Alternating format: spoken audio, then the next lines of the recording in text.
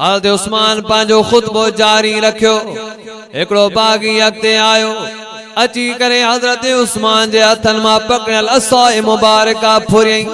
खसे उनके भञी टोड़े बाहर उछलाए छॾी। उन बेईमान के यह खबर न हुई त ही उहा ई असाए मुबारका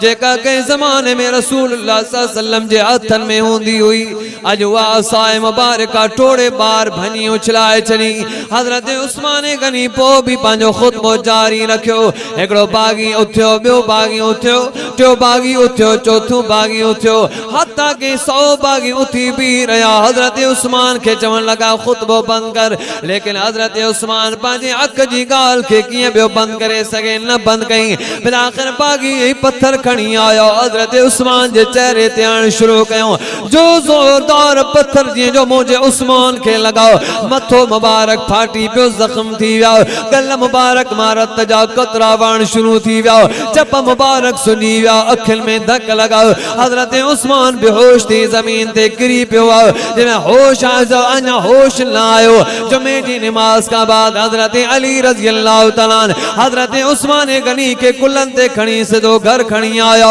हज़रत उस्मान गनी रज़ी अल्लाह तआला के वात में माखी जा कतरा विधा वियो, खीर जा कतरा विधा वियो। हज़रत उस्मान गनी के होश आयो। तवज्जो कर मुसलमान, हाणे तवज्जो कर। मुंहिंजो हज़रत उस्मान गनी के जीअं जो होश आयो, होश अचण महिल ई पुछा कि ए मुंहिंजा अली जी आहे जी अमीरुल मोमिनीन। हज़रत उस्मान फरमायो अली मूंखे ॿुधो, अले मदीना वारनि जो छा हाल आहे? जी साईं सॼे मदीने वारा तव्हांजो हाल पुछनि था, तव्हां मदीने वारनि जो हाल पुछो था। हज़रत उस्मान फरमायो अली जा तोखे ख़बर न आहे, ही मदीनो मुहम्मद जो मदीनो आहे, ही नबी जो शहर आहे। जेकॾहिं इन हालत में मां छॾे वञा त क़यामत जे ॾींहुं मां मुहम्मद के कहिड़ो जवाब ॾींदा? मुंहिंजी जान की मूंखे काई परवाह कान्हे का, पर मूंखे मुहम्मद जे शहर जी सॼी परवाह आहे।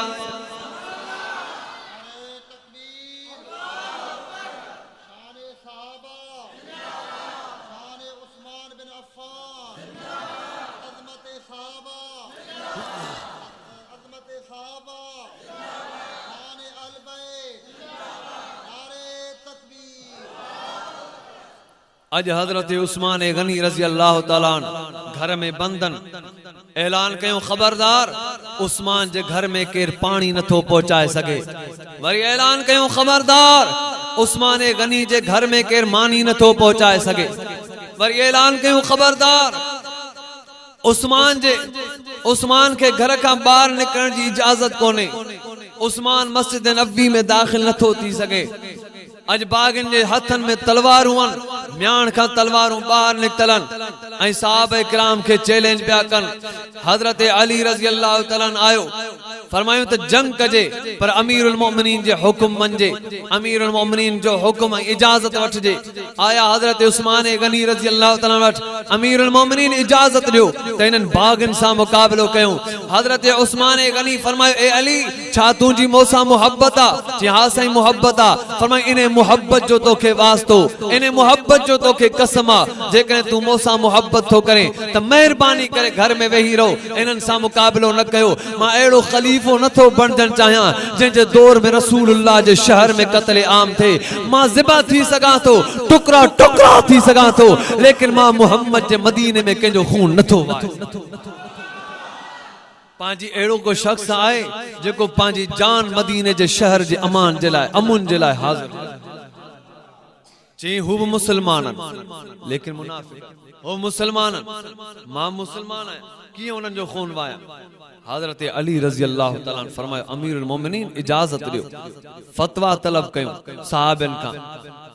हज़रत अबू हुरैरा रज़ी अल्लाह तआला के हज़रत अली वठी आयो। हज़रत अबू हुरैरा रज़ी अल्लाह तआला आयो, जे अल्लाह जा नबी हाणे मां पैगंबर का 5000 का वधिक हदीसूं रिवायत कयूं आहिनि।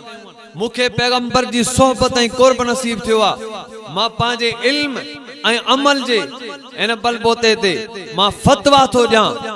त अज इन बागन सा मुकाबलो करण तमाजे लाइ हलाल थी चुको आ मुकाबलो कयो हजरत उस्मान गनी जवाब दिनो छा तू इन गाल का खुश थींदे त मुखे भी तू कत्ल कर ऐं सजी उम्मत मुस्लिमा के कत्ल करे छने छा तू इन गाल में खुश थींदे जी साईं हरगिज़ खुश न थींदुस तले चऊं त हिनन जो कत्ल कंदे छा तो कुरान जी आयत न पढ़ी आ त हिकड़े के कत्ल करण सा पूरी रूए जमीन जे कत्ल करण जो गुनाह मिलंदो आ इन जे करे मेहरबानी करे वापस वन हजरत अबू हुरैरा पांजो इरादो तब्दील करे छलियो वरी आयो हजरत मुगीरा बिन शोबा चई साईं मेहरबानी करे मुकाबलो कयो हजरत उस्मान फरमायो वापस वञो अज 10 ॾींहं गुज़री विया हजरत उस्मान गनी वात ते पानी न आंदो वात ते गिरो मानी जो न रखियो 10 ॾींहं गुज़री विया हजरत उस्मान मस्जिद नबी में दाखिल न थी सकियो बागन ऐलान कयो अज घर का बाहर उस्मान गनी न तो निकरी सके हजरत उस्मान गनी रज़ी अल्लाह तआला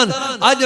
महसूरा घर में अंदर आ पानी पीण जी इजाजत काने मानी खाण जी इजाजत काने 10 ॾींहं गुज़रण का बाद 12 ॾींहं गुज़री विया 15 ॾींहं गुज़री विया 17 ॾींहं गुज़री विया 17 ॾींहं हजरत मुगीरा बिन शुअबा रज़ी अल्लाह तआला आया चयो ए अमीरुल मोमिनीन तवां जे सामू 3 शर्त रखूं था बागी मुहासरो पिया कन बागी घरन जे दरन ते छितुन ते मकानन ते मथे छितुन ते गिटन में चौंकन में बीठान ऐं चैलेंजू था कन इजाजत ॾियो इन्हनि सां मुकाबलो कयूं हजरत मुगीरा बिन शुअबा चयो तव्हां जे सामू 3 शर्त था रखूं या त तव्हां बिराए रास्त निकरी पओ ऐं इन्हनि सां मुकाबलो कयो पूरी उम्मत मुस्लिमा तव्हां सां गॾिजी जंग कंदी इन्हनि सां लेकिन हजरत उस्मान फरमायो ॿियो शर्त ॿुधाए जी ॿियो शर्त ई आहे जो घर जे ॿाहिर खां घर जे तव्हां जे हुन पासे खां भित जो टुकड़ो भञी रातो रात में तव्हां खे कढी मक्के में मोकिले था छॾियूं हजरत उस्मान फरमायो टियों शर्त ॿुधाए जी टियों शर्त ही आहे अमीर मुआविया वटि शाम मुल्क में हलिया वञो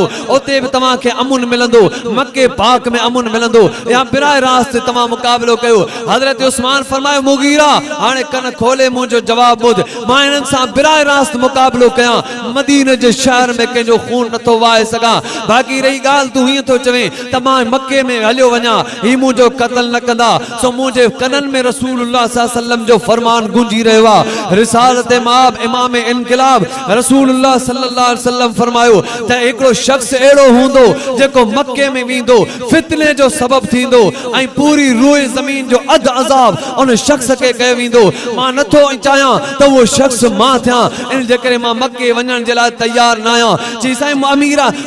अमीर मुआविया वटि मुल्क शाम हलिया वञो पाण फरमायो मुगीरा इन ॾुखनि जी घड़ी में रसूलुल्लाह जो शहर नथो छॾे सघां मां पैगंबर जो पाड़ो नथो छॾे सघां मां जेकॾहिं क़त्ल थी वञा शहीद थी वञा त मुंहिंजे लाइ ही मंज़ूर आहे त मुंहिंजी शहादत मुहम्मद जे मदीने में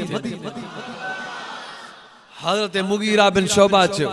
साईं पोइ तव्हांजी मर्ज़ी आहे आखिरी फैसलो ॿुधायो पाण फरमाए मुंहिंजो आखिरी फैसलो उहो हूंदो जेको अब्दुल्लाह बिन सलाम फैसलो करे अब्दुल्लाह बिन सलाम तौरेत जो आलिम इंजील जो आलिम ज़बूर जो आलिम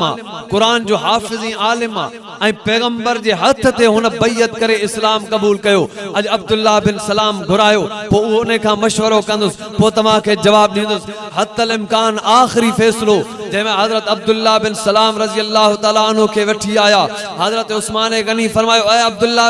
अब्दुल्लाह बिन सलाम दे ख़बर तुंहिंजो कहिड़ो मशवरो आहे हजरत अब्दुल्लाह बिन सलाम फरमायो साईं इन्हनि सां लड़ाई न कजो तव्हांजो दलील क़यामत जे ॾींहुं ज़्यादा मज़बूत थींदो इन जे करे तव्हां इन्हनि खे छॾे ॾियो हजरत अम्मा आयशा सिद्दीक़ा खां मशवरो तलब कयूं हजरत अम्मा आयशा फरमायो ॿी त का ॻाल्हि मूंखे ख़बर न आहे लेकिन हिकिड़े दफ़े रसूलुल्लाह सल्लल्लाहु अलैहि वसल्लम मूंखे फरमायो ए आयशा मुंहिंजे रिश्तेदार खे वठी आ मुंहिंजो साईं अबू बकर खे वठी अचां पाण फरमायो न चयो मुंहिंजो रिश्तेदार वठी आ मां जो हजरत उमर खे वठी अचां पाण फरमायो न फरमायो मुंहिंजो रिश्तेदार वठी आ मां जो हजरत अली खे वठी अचां पाण फरमायो न मां जो हजरत उस्मान खे वठी अचां पाण फरमायो हाओ मुंहिंजे रिश्तेदार उस्मान गनी खे वठी अचो हजरत उस्मान रिसालत माब सल्लल्लाहु अलैहि वसल्लम जी दरबार में हाज़िर थियो हजरत उस्मान खे रसूलुल्लाह सल्लल्लाहु अलैहि वसल्लम कननि खे वेझो करे फरमायो ए उस्मान कन वेझा कर जंहिंमें हजरत उस्मान कन वेझो कयो त रसूलुल्लाह सल्लल्लाहु अलैहि वसल्लम कुछ अहिड़ियूं ॻाल्हियूं हजरत उस्मान के कन में चयूं जो चेहरो ज़र्द बणजी वियो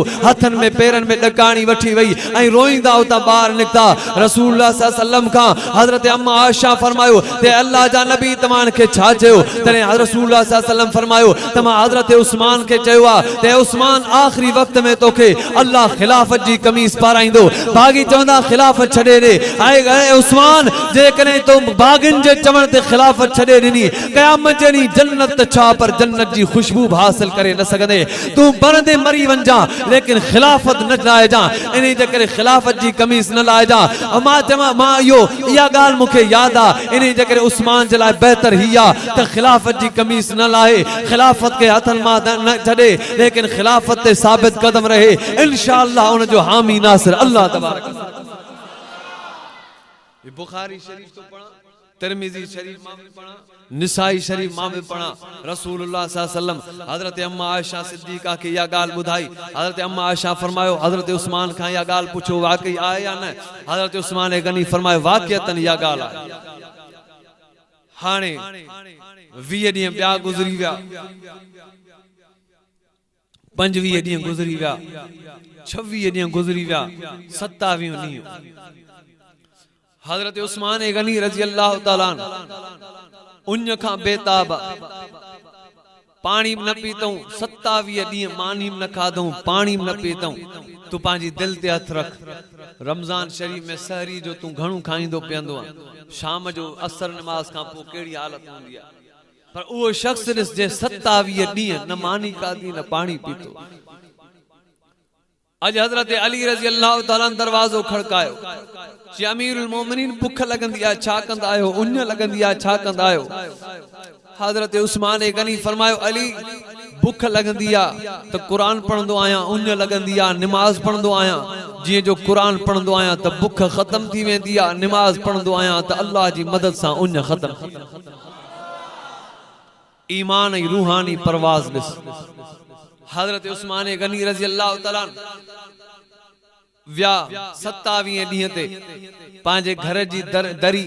उन जे भरसां कन लॻाए जो ॾिसां त बाग़ी मुंहिंजे बारे में छा था चवनि। अंदर कमरे जी दरी जे भरसां बीठा कन लॻायूं त बाग़ी चवनि पिया बस उस्मान खे क़त्ल करणो, बस उस्मान खे क़त्ल करणो।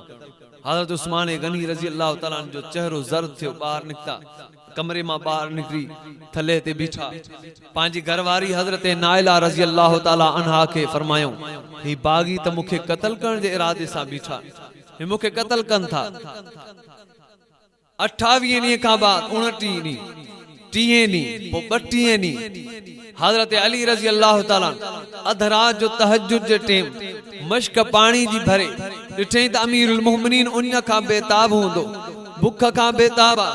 भला पानी ते लिकी पहुचाया। हजरत अली मश्क पानी जी मथे ते खणी जंहिंमें वञनि पिया बाग़न ॾिठो त मश्क हजरत अली जे मथे मुबारक ते आ, परे खां सभिनी गॾिजी उनखे तीर हयां, सॼी मश्क जो पानी हजरत अली जे मथां वही वियो। हजरत अली रज़ी अल्लाह तआला आयो, हजरत उस्मान जे दरवाजे खे खड़काए ऐं पंहिंजी दिस्तार कारी दिस्तार मुबारक हजरत अली जे मथे ते आ। हजरत अली उहा दिस्तार पटको मुबारक लाए हजरत उस्मान जे घर में उछलायो। हजरत उस्मान गनी रज़ी अल्लाह तआला जी झोली में वो पटको किरियो। हजरत अली फरमायो आऊं बेवस आहियां, मां लाचार आहियां, मां बेवस आहियां, तव्हां इन्हनि सां लड़ाई करण जी इजाज़त न था ॾियो ऐं मां इन्हनि सां कीअं मुक़ाबिलो कयां। हजरत उस्मान फरमायो अली ही अल्लाह ही मुंहिंजो मुआमिलो आहे, तव्हां महिरबानी करे छॾे ॾियो। हजरत उस्मान गनी रज़ी अल्लाह तआला अॼु बि पानी न पीतो, अॼु बि मानी न खाधी। 37 ॾींहं गुज़री विया, 37 ॾींहं पंहिंजे घर जो उन खां बेताब थी करे मथे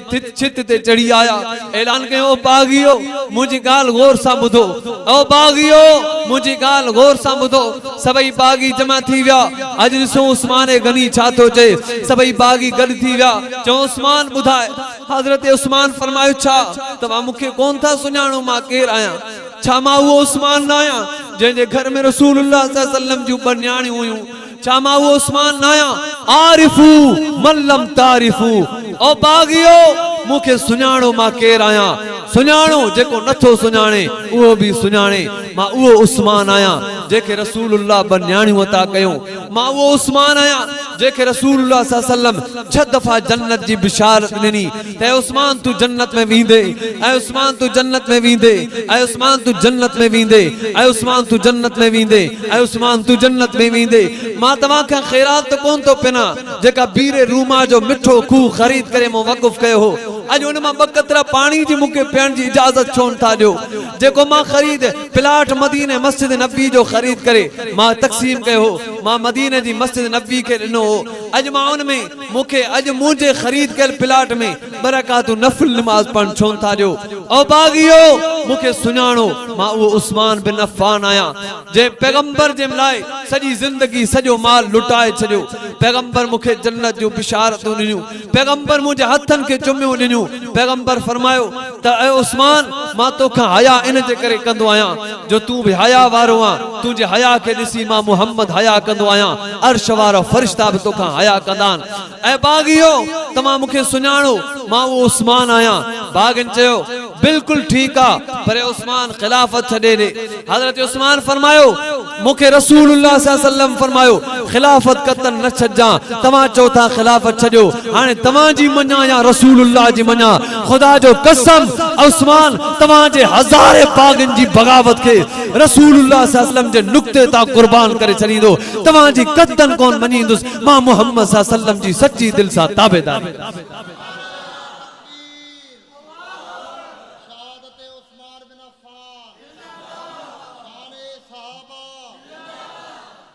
आज हजरत उस्मान गनी रज़ी अल्लाह ताला छितता मायूस थी हेठ लई आया हजरत उस्मान गनी रज़ी अल्लाह ताला जा 39 डी गुजरी विया आज 40 जी रात हजरत उस्मान गनी रज़ी अल्लाह ताला इशा नमाज पढ़न का बाद थोरो वरी आराम करे थोरो उठ्या तहज्जुद जो टेम आ पांजी घरवारी हजरत नाइला के उठारियो पाण फरमाई नाइला उठी मुझी शहादत जो वक्त करीब अची चुको आ होसे कोसर ते उन जो इंतजाम थी चुको आ रसूलुल्लाह सल्लल्लाहु अलैहि वसल्लम मुझे इंतजार में हजरत नाइला फरमाए थी मुझे रणियों निकरी वयूं दाहू ए कूकू निकरी वयूं मुझो अमीरुल मोमिनीन दुश्मन तमा जो वार भी बिगाड़े न सकंदा दुश्मन तमा के कुछ कोन करे सकंदा हजरत उस्मान फरमायो वाकई कुछ कोन करे सकंदा पर हाने हाने ख्वाब में रसूलुल्लाह सल्लल्लाहु अलैहि वसल्लम जी ज़ियारत थिया साईं जन फरमायो उस्मान जेको 40 ॾींहंनि का तो रोज़ो रखियो आ उन जी इफ्तारी जो वक्त करीब अची चुको आ होज़े कोसर ते ज़मज़म ऐं कोसर जा प्याला हाथ में खणी मां तुंहिंजो इस्तक़बाल कर हजरत उस्मान गनी रज़ी अल्लाह ताला कुरान जी तिलावत में मसरूफ थिया फरमाया नाइला मुझा नवा कपड़ा कट नवा कपड़ा पातऊं पानी न हो हथन सा तयम्मुम मिट्टी सा तयम्मुम करे ऐ पो वरी तहज्जुद जी नमाज पढ़ियो पो कुरान जी तिलावत में मसरूफ थी विया अज फजर नमाज पढ़ी वरी कुरान करीम जी तिलावत में मसरूफ थी विया जे सुबह जो जेमे सिज उभरण सा तेज सिज उभरियो त ओडी माल हजरत उस्मान गनी रज़ी अल्लाह ताला जे दर ते बागी आया ऐ बागन अचण सा दर ते जी अचण जी कोशिश कई त हजरत अली रज़ी अल्लाह ताला 3 ॾींहं पहिरीं हजरत हसन इमाम हुसैन रज़ी अल्लाह ताला के दरवाजे ते बिहारियो वञो वञो मुंहिंजा बचड़ो वञी पंहिंजे चाचे जे दरवाजे ते उन जी हिफ़ाज़त जे लाइ बियो मता बागी बागी तव्हांजे चाचे के शहीद न कन अज हजरत हुसैन रज़ी अल्लाह ताला इमाम हसन रज़ी अल्लाह ताला पंहिंजे चाचे हजरत उस्मान गनी जे दरवाजे ता ट्रेनिंग हासिल करे रहियान त उन्यारो रही कुरान कीअं पढ़बो आ बुखारो रही कुरान कीअं पढ़बो आ बगावत में रही तहज्जुद कीअं पढ़बो आ 40 ॾींहं पानी बंद रहे उन जे बावजूद कुरान कीअं पढ़बो आ शहादत समझन पिया अजे कने करबला जी रेगज़ार धरती ते हजरत इमाम हुसैन रज़ी अल्लाह ताला अन उन्यारो रही करे कुरान पढ़ियो आ त खुदा जो कसम उस्मान गनी जे दरवाजे ते अॼु इहो सबक सिखी रहियो हजरत हुसैन रज़ी अल्लाह ताला दरवाजे ते हजरत हसन दरवाजे ते बिनी जे हथन में तलवारूं ऐं बागन जो अंदर ईंदासे बागन जो अंदर दाखिल थींदास लेकिन हजरत इमाम हसन इमाम हुसैन रज़ी अल्लाह ताला मुजाहिमत कई बगावत कई वो अंदर दाखिल न थी सकिया वो घर जे पोए पुठ खां फिरी आया ऐं दीवार टुपी अंदर दाखिल थिया हजरत उस्मान गनी रज़ी अल्लाह ताला कुरान जी तिलावत में मसरूफ हुआ एकड़ो बागी अगते आयो अची हजरत उस्मान गनी रज़ी अल्लाह ताला जी दाढ़ी मुबारक मां पकड़ी हजरत उस्मान गनी रज़ी अल्लाह ताला बाहया बावकार जूदो सखाजा पेकर हजरत उस्मान हया जी नज़रुन सां में निहारियो तो वो दुश्मन पानी थी वियो हथ कढी पोए ते हटियो एकड़ो बियो बागी आयो अमर बिन हमक उन बदमाश जो नालो हज़रत उस्मान गनी रज़ी अल्लाह तआला जे मथे ते लोह जी ज़ोरदार लठई हज़रत उस्मान गनी जे मथे मुबारक ज़ख्मी जे करे हज़रत उस्मान गनी जे मथे मां खून जा फुहारा जारी थी विया रत मुबारक जा कतरा कुरान करीम जी सुफ़हात के रंगीन करे विया कुरान करीम जा सभी सुफ़ा ॾाढा लाल थी विया हज़रत उस्मान बेहोश थी कुरान जे मथा किरी पियो हिकिड़ो बागी अॻिते आयो उन थुॾो हयो कुरान खे सिधो वञी कुरान हज़रत उस्मान जी छाती सां लॻो ऐं हज़रत उस्मान छाती कुरान सां लॻाई कुरान हज़रत उस्मान सां चंबड़ियो पियो आहे हेठां कुरान आहे मथां छाती हज़रत उस्मान जी आहे हज़रत उस्मान बेहोश थी किरी पियो आहे हिकिड़ो ॿियो बागी अॻिते आयो उनजे हथनि में खंजर हो ऐं उहो पैगंबर जे दोहरे दामाद पैगंबर जे रफ़ीक पैगंबर जे साथी पैगंबर जे न्याणे पैगंबर जे आशिक पैगंबर जे सहाबी पैगंबर जे खलीफे सालिस ज़ुलबैयतैन ज़ुलबिशारतैन सब जन्नतुल बकी जे मदफूनन जे साहिब सखिन जे बादशाह के हज़रत उस्मान गनी रज़ी अल्लाह तआला के छाती में पेवस करण जो इरादो कयो जीअं जो ज़ोरदार हई त हज़रत नाइला डोड़ंदी आई रड़ियूं करे हथ ॾेई छॾी चारई आंगरियूं कटजी ज़मीन ते किरी पयूं हज़रत नाइला रड़ कई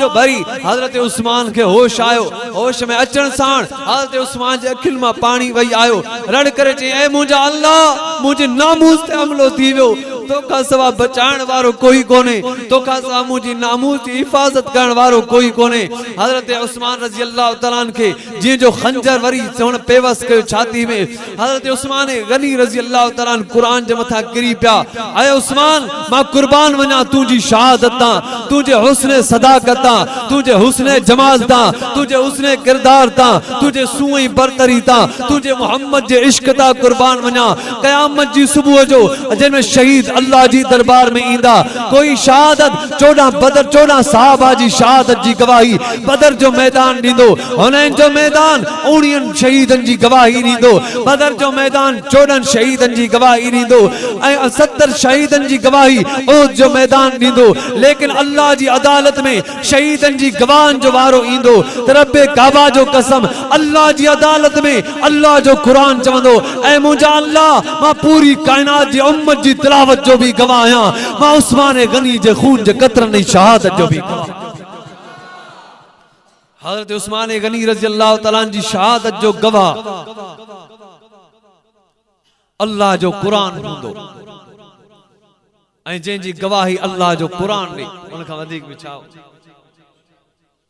हज़रत उस्मान गनी रज़ी अल्लाह तआला शहीद थी किरी पिया कुरान जे मथां हज़रत उस्मान गनी रज़ी अल्लाह तआला जा 24 कलाक ॿिया गुज़री विया ॿाहिरि ख़बर ई कोन पई त उस्मान शहीद थी वियो 24 कलाक गुज़री विया बागी घरनि जी छितुनि ते दरनि ते दरवाज़नि ते चौंकनि में घिटियुनि में बीठा मुहासिरो जारी आहे हज़रत उस्मान गनी रज़ी अल्लाह तआला घर में मासूरन ऐं उते जान आफरीन जे हवाले कई कुरान जे मथा शहीद थी विया हज़रत नाइला फरमाए थी घर में कपड़ो तलाश कयम कोई कपड़ो नजर न आयो बागन सभी कपड़ा साड़े छॾिया पंहिंजे मथे तां गंदी लाए पोती लाए उन जा 2 हिस्सा कयम हिकिड़ो पंहिंजे मथे ते रखियम हिकिड़ो हज़रत उस्मान जे चेहरे ते विधम 24 कलाक गुज़रण खां बाद नौशहरे जा मुसलमान तवज्जो कर 24 कलाक गुज़रण खां बाद हिकिड़ो दरवाज़ो खुलियो दरवाजे में अंदर हिकिड़ो शख्स आयो हज़रत नाइला फरमायो मां सोचो त थी सके तो कोई गम गुसार हुजे को मुंहिंजो रिश्तेदार हुजे लेकिन छा ॾिसां वो बागी आयो हज़रत उस्मान जे चेहरे तां कपड़ो हटाए ज़ोरदार चमाट हणी कढी हज़रत उस्मान जी चमाट ॾिसी मां चयो हाय अल्लाह मां तुंहिंजी रज़ा ते राज़ी आहियां ऐ अल्लाह मां तुंहिंजे फैसलनि ते राज़ी आहियां लेकिन मदीने जो मज़लूम आहे हिन कहिड़ो ज़ुल्म कहिड़ो हिन गुनाह कयो जंहिंजे बदले में हिन खे एॾी सज़ा पई ॾिनी वञे यादि रखो मुसलमानो लेकिन इहा सज़ा न आहे इहा शहादत अल्लाह पंहिंजे कुर्ब वारनि खे ॾींदो आहे लेकिन जंहिं ज़ुल्म कयो उन जा सत्यानाश करे छॾींदो आहे उन जा ख़ानदान ऐं पीढ़ियूं तबाह करे छॾींदो आहे यादि रखो हज़रत उस्मान गनी रज़ी अल्लाह तआला जा 24 कलाक ॿिया बि गुज़री विया जंहिंमें टियों ॾींहुं गुज़रियो हज़रत उम्मे हबीबा खे ख़बर पई त हज़रत उस्मान गनी रज़ी अल्लाह तआला 3 ॾींहनि खां शहीद थी घर में पियान। हज़रत उम्मे हबीबा पैगंबर जी घरवारी आ, हज़रत अमीर मुआविया जी सगी भेण आ ऐं हज़रत उस्मान जी सगी सोट आ। हज़रत उम्मे हबीबा रोईंदी मस्जिद नबी जे मुअज्जिन जे सीढ़ियुनि ते चढ़ी वई, ऐलान कई ओ बागियो अॼु तव्हां उस्मान जो जनाज़ो न खण ॾिनो, मां पैगंबर जी बेवा घरवारी मदीने जी बाज़ार में ईंदमि, पंहिंजे मथे तां पोती लाए रोईंदमि चिल्लाईंदमि ऐं आसमान तां तव्हां जे लाइ पत्थर वसंदा। ओ बागियो अॼु जेकॾहिं उस्मान जो जनाज़ो तव्हां न खण ॾिनो, उस्मान जो जनाज़ो न खण ॾिनो, अॼु तव्हां ते अल्लाह जो अज़ाब ईंदो। भाॻियुनि जो असां पहिरीं ऐलान कयो त केरु जनाज़ो तैयार नथो करे सघे, को कफन तैयार नथो करे सघे, को उस्मान जी कब्र नथो तैयार करे सघे, लेकिन उम्मे हबीबा तू पैगंबर जी घरवारी आ, बस तू 4 माण्हुनि खे वठी ऐं तू उस्मान जो जनाज़ो खणी थी सघे। हज़रत अली रज़ी अल्लाह तआला, हज़रत हसन रज़ी अल्लाह तआला, हज़रत तलहा रज़ी अल्लाह तआला ऐं उम्मे हबीबा रज़ी अल्लाह तआला अन्हा 4 ही जनाज़ो खणण जे लाइ जो आया। अॼु जीअं जो जनाज़ो खणण जे लाइ आया त मस्जिद नबी में सहाबनि जूं रड़ियूं निकिरी वयूं, घरनि में बेसाख्ता सहाबियाणियूं रोअण लॻियूं। हज़रत उस्मान गनी जो जनाज़ो मुबारक पंहिंजे मथनि ते कुलनि ते खणी करे जीअं ॿाहिरि निकिता त मदीने जे घिटियुनि में रड़ियूं पइजी वयूं, ताऊं ऐं कूकूं पइजी वयूं, नंढड़ा नंढड़ा ॿार बि उस्मान गनी जी शहादत ते रोअनि पिया। अॼु हज़रत अबू हुरैरा फरमायो अॼु अहिड़ो ज़ुल्म थियो जो आसमान फाटी पवे हाथ हक हो, अॼु ज़मीन फाटी पवे हाथ हक हो, अॼु क़यामत बर्पा थी वञे हाथ हक हो, अॼु कायनात जो निज़ाम तब्दील थी वञे हाथ हक हो, अॼु कायनात जो नक्शो तब्दील थी वञे हाथ हक हो। हेॾो वॾो ज़ुल्म मदीने जे मज़लूम ते कयो वियो। हज़रत अबू हुरैरा फरमायो त जंहिंमें उहो जनाज़ो मदीने जी बाज़ार मां लंघे पियो, ऐं तुंहिंजो नौशहरे जा मुस्लमान तुंहिंजो जनाज़ो नौशहरे मां लंघे, माण्हू अजरखूं रखंदा आहिनि, माण्हू गुल हारींदा आहिनि, पर यादि रख उस्मान जो उहो मदीने जो उहो मज़लूम जनाज़ो हो जंहिंजे जनाज़े ते बाग़नि पत्थर आया। हज़रत उस्मान गनी रज़ी अल्लाह तआला जो जनाज़ो उतां गुज़री, जंहिंमें रोज़े मुबारक जे साम्हूं गुज़रियो, सब्र जा सभई बंद टुटी पिया, सहाबा किराम रड़ियूं करे रोअण लॻा, सहाबियाणियूं रड़ियूं करे रोअण लॻियूं। जंहिंमें काब बिन मालिक पंहिंजे मर्सीअ में लिखियो, तब काब बिन मालिक चवण लॻो ए काब तोखे छा थी वियो जो तूं पंहिंजे मालिक जी वफ़ात, पीउ जे मालिक वफ़ात ते रोई थो, तूं उन जी वफ़ात ते छो नथो ॻोड़ा रही, और जंहिंजी वफ़ात ते पहाड़ुनि में ज़िलज़िलो आयो, और जंहिंजी शहादत में आसमान रुनू, और जंहिंजी शहादत ते ज़मीन रुनी, और जंहिंजी शहादत में समुंडनि पाणी उछलायो, और जंहिंजी शहादत ते जिन भी ज़ारो क़तार रुना, और जंहिंजी शहादत ते फरिश्ता रुना, और जंहिंजी शहादत ते खुदाई कहर नाज़िल थियो, तूं उन शहादत ते छो नथो रोई। रसूलुल्लाह सल्लल्लाहु अलैहि वसल्लम जे रोज़े जे साम्हूं हज़रत उस्मान जो जनाज़ो आंदो वियो त गैब खां आवाज़ आयो। हज़रत काब फरमायो गैब खां आवाज़ आयो, ए रोज़े में सुम्हण वारा पैगंबर ज़रा पंहिंजो चेहरो क़ब्र मां खणी मथी खणी हिन मदीने जे मज़लूम ॾे निहार त सही, और जंहिंजे खे एॾो ज़िबह कयो वियो मूंखे ॿुधाए त हिन खे कहिड़े जुर्म में कहिड़े गुनाह में हिन खे शहीद कयो वियो जंहिंजो कोई जुर्म न हो, जेको रसूलुल्लाह सल्लल्लाहु अलैहि वसल्लम जी हदीस जे मथां साबित क़दम। रसूलुल्लाह सल्लल्लाहु अलैहि वसल्लम जे रोज़े जे साम्हूं क़ब्र मुबारक जे साम्हूं जनाज़ो आंदो वियो। अचानक जिए जो कब्र में जनाज़ो कब्र जे साम्हूं रखियो वियो तो रोज़े मां भी अस्सलाम अलैकुम या उस्मान जा आवाज़। हज़रत उस्मान गनी रज़ी अल्लाह तआला जो जनाज़ो उते हो ऐं जनाज़ो पढ़ियो, लेकिन हज़रत हाणे थोरो तवज्जो कर, हज़रत उस्मान खां बाद फौरन सहाबा किराम हज़रत अली रज़ी अल्लाह तआला जे हथ ते बैयत कई। हज़रत अली रज़ी अल्लाह तआला ऐं हज़रत अमीर मुआविया रज़ी अल्लाह तआला, अमीर मुआविया रज़ी अल्लाह तआला दिमश्क जी जामे मस्जिद में खतीब इमाम हुआ। दारुल खिलाफत साईं जन जी उते हुई, इमारत उते हुई। 60,000 माण्हुनि खे हज़रत अमीर मुआविया हज़रत उस्मान जो रत सां भरल कुर्तो हाथ में मथे खणी ॾेखारियो त ए दिमश्क जा मुसलमानो, हिते तव्हां त आराम सां वेठा आहियो, तव्हांजे अमीरुल मोमिनीन खे कीअं शहीद कयो वियो आहे, ही उन जो कुर्तो आहे ॾिसो। हज़रत अबू मूसा अशअरी रज़ी अल्लाह तआला फरमाइनि था, मां ॾिठो त 60,000 अछनि ॾाढ़नि वारा पोड़ा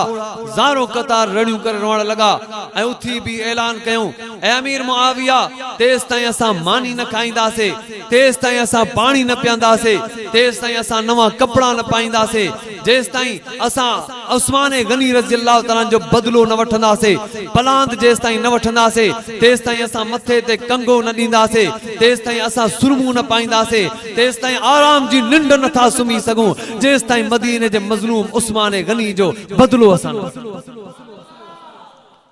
हाणे यो काफ़िलो हलियो मदीने। थोड़ी गाल समझण जी कोशिश कयो। यो मदीने में आयो, हज़रत अली रज़ी अल्लाह तआला खे हज़रत अमीर मुआविया फरमाए लश्कर मूंसां तैयार आ, इन्हनि बागन जिन भी जुल्म कयो उन्हनि खां अमीर मुआविया बदलो वठो।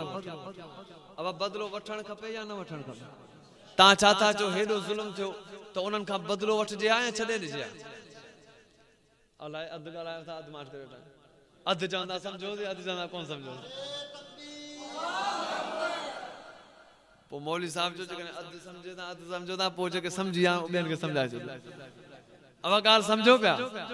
हज़रत उस्मान गनी रज़ी अल्लाह तआला जो हेॾो क़त्ल आम शहादत थी त इन्हनि कातिलनि खां बदलो वठण खपे या न वठण खपे? हाणे हज़रत अमीर मुआविया जो बदलो वठण खपे। हज़रत अली रज़ी अल्लाह तआला फरमायो अञा हालात दुरुस्त कोन्हनि, फिलहाल बदलो नथो वठी सघां। हज़रत अली फरमाए फिलहाल बदलो कोन वठंदुसि। हज़रत उस्मान हज़रत अमीर मुआविया फरमाए बदलो वठण खपे। जंहिंमें इहा सूरत हाल थी त हिननि जो थोड़ में पाण में जंहिंमें झगड़ो थियो, तेज़ाइब थी, तव्हां पुछंदा अमीर मुआविया हज़रत अली जो झगड़ो छाजो? इहो ई मसलो, ॿियो को मसलो कोन, मसलो इहो त बदलो वठण खपे। हज़रत अली फरमाए बदलो न वठण खपे। पोइ पछाड़ी में वरी ॻाल्हि जो ठा थियो, पोइ पछाड़ी में ठा थियो त उन में हज़रत अमीर मुआविया बिल्कुलु दुरुस्त हो। हज़रत अली फरमायो त मुंहिंजो मूंखे ऐं तोखे मुनाफ़िक विढ़ाइनि पिया, हेसि ताईं जो बुग़्ज़ हो त ही मुनाफ़िक पिया विढ़ाइनि, लेकिन अल्हम्दुलिल्लाह असांखे ख़बर पई त इहे बाग़ी पिया असांखे पाण में विढ़ाइनि, पर अॼु बि असां पाण में भाई रहियूं, सुभाणे बि असां भाई रहंदासीं। तॾहिं त चवंदा आहियूं अमीर मुआविया अली मुआविया भाई भाई, अली मुआविया अली मुआविया अली मुआविया। वो जेके कातिल हुआ उहे चवनि पिया भाई भाई कतन न, पर उन्हें हज़रत अली ऐं हज़रत अमीर मुआविया जी फौज जो कल भी इहो नारो हो, अॼु भी इहो नारो आहे त अली मुआविया अली मुआविया अली भाई। कायनात में एॾो वॾो ज़ुल्म करे न थियो हूंदो जेको ज़ुल्म हज़रत उस्मान गनी जी शहादत। अञा कुछ एड़ियूं ॻाल्हियूं तव्हांखे ॿुधाए नथो सघां, छो जो मुंहिंजो जिगर बर्दाश्त नथो करे त कीअं ॿुधाए। हज़रत अब्दुल्लाह बिन मुबारक रज़ी अल्लाह तआला हज़रत अब्दुल्लाह बिन मुबारक रहमतुल्लाह अलैह जब उते पहुता काबतुल्लाह में, जे हिकिड़ो माण्हू तवाफ करे दुआ पियो घुरे ते मुंहिंजा अल्लाह मूंखे माफ़ कर, पर मूंखे ख़बर आहे तूं मूंखे माफ़ न कंदे।